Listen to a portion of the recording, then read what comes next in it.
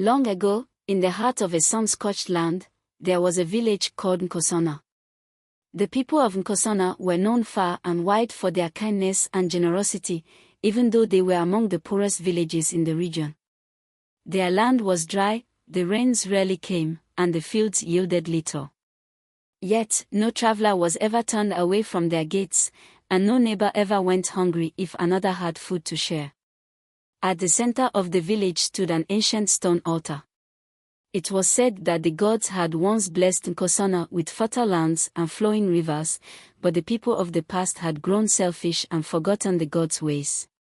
Over time, the rains ceased, the rivers dried up, and the once thriving village fell into hardship. Still, the villagers of Nkosana kept the altar clean and sang songs to honor the gods, even though generations had passed without a sign from them. One year, a great drought came upon the land. The village's last well dried up, the fields turned to dust, and even the wild animals fled in search of water. Desperation filled the air, but the people of Nkosana refused to turn on one another. Instead, they gathered under the blazing sun, where Mama Jumo, the village elder, addressed them. "We must seek the gods once more," she said, her voice strong despite her frailty. "Perhaps they have seen our struggles and will have mercy on us. Tonight, we will offer our prayers and our last bit of food at the altar." That evening, the villagers came together, bringing what little they had, a handful of millet, a gourd of milk, and a few shivered roots.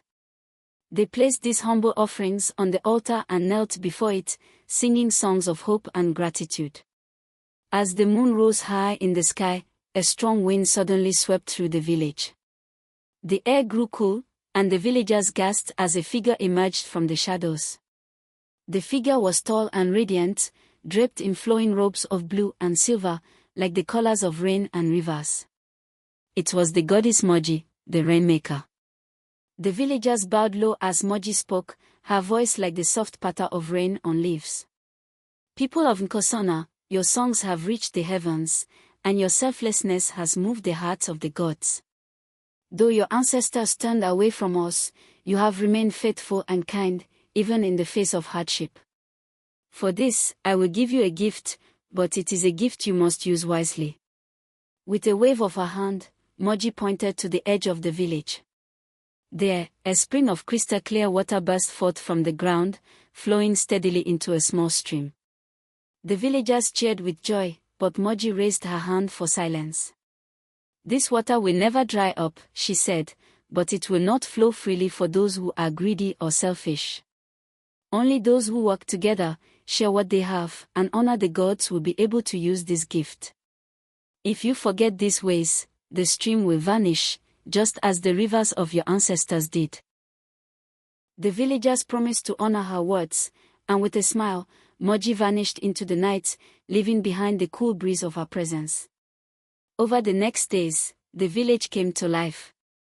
The stream brought water not only for drinking but also for the fields, which soon began to grow lush and green.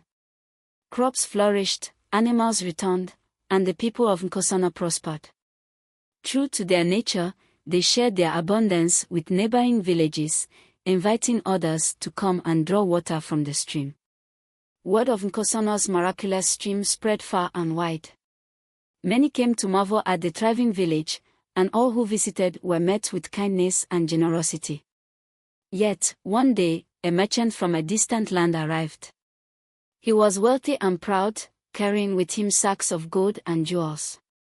"I have heard of your magical stream," he said to the villagers. "Sell it to me, and I will make you all rich beyond your wildest dreams." Mama Jumo stepped forward and shook her head. "The stream is not ours to sell," she said. "It is a gift from the gods, meant for all who are in need." The merchant laughed. "You are fools. What good is water when you could have gold? Think of the power and wealth you could have." But the villagers stood firm. "Gold cannot quench thirst," they said. "And power cannot grow food. We would rather have water to share than riches to hoard." Frustrated, the merchant tried to drink from the stream himself, but no matter how hard he tried, the water slipped through his fingers like mist. Realizing the stream's magic would not yield to his greed, he left in anger. Years passed, and the people of Nkosana continued to thrive. The stream never ran dry, for the villagers always remembered Moji's words. They worked together, shared their blessings, and honored the gods with songs and prayers. One evening, as the sun set over the savannah, a soft rain began to fall, a rare and beautiful sight in the dry land.